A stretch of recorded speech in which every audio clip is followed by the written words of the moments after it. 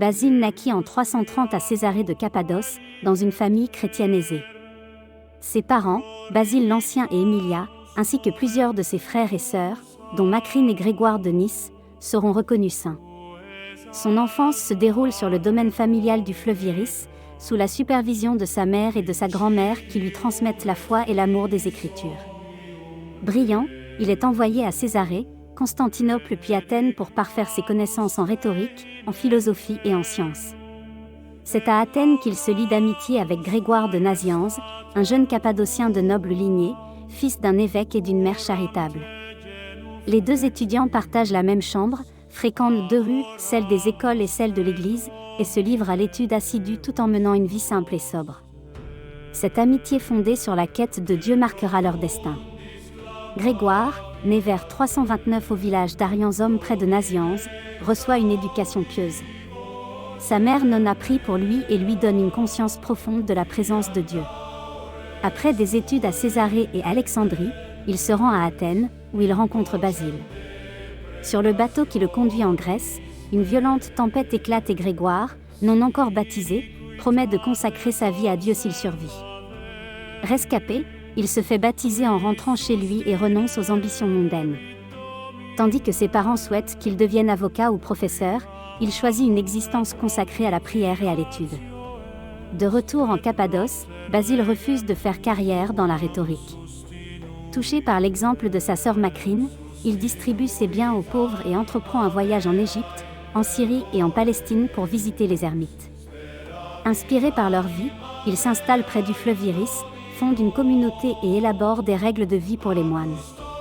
Ses lettres attirent Grégoire, qui le rejoint.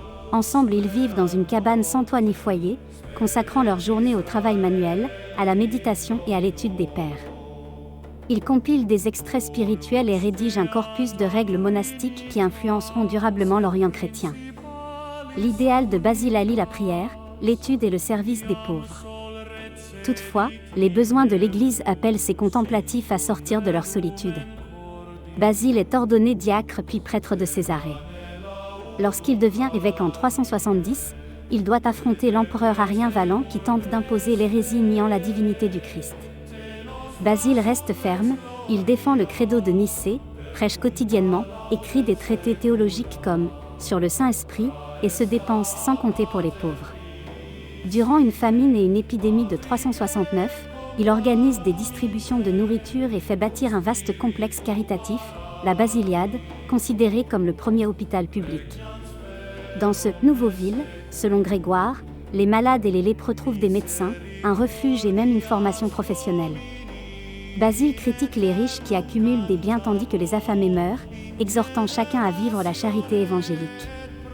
Malgré l'hostilité de certains clercs et les manœuvres politiques, il poursuit son ministère, défend l'unité de l'Église et protège les orphelins et les veuves. Épuisé par le labeur et la maladie, il meurt le 1 janvier 379, laissant l'exemple d'un pasteur exigeant et miséricordieux. Grégoire, de son côté, est ordonné prêtre malgré lui par son père évêque. Il prêche avec éloquence mais aspire à la solitude. Sa fidélité aux principes nicéens provoque des tensions. Basile le nomme évêque de Sazime, un bourg insignifiant, ce qu'il accepte à contre-cœur pour obéir, mais il n'y exercera guère. Après la mort de l'empereur Valent, les orthodoxes de Constantinople le supplient de rétablir la foi dans la capitale, où l'arianisme règne depuis des décennies.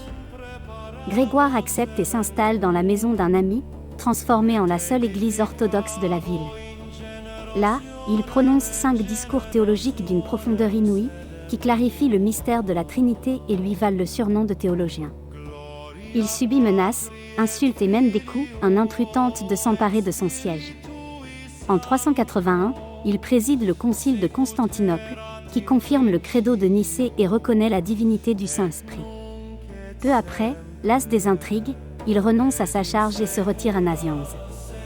Il passe ses dernières années à écrire des poèmes et des homélies, expliquant la foi avec une sensibilité poétique unique. Il meurt en 389 ou 390, après avoir offert à l'Église des textes qui lui valent le titre de docteur et de père de la liturgie orientale. L'union liturgique de Basile et Grégoire le 2 janvier souligne leur amitié et leur complémentarité. L'un, actif, organise la charité et établit des règles pour la vie communautaire, l'autre, contemplatifs, affrontent l'hérésie avec des paroles inspirées. Leur correspondance montre une affection fraternelle nourrie de respect. Ensemble, ils témoignent que la recherche de Dieu ne se fait pas seule mais dans la communion. Chaque année, l'Église propose leur exemple pour apprendre à conjuguer prière et action, orthodoxie et charité, intelligence et humilité.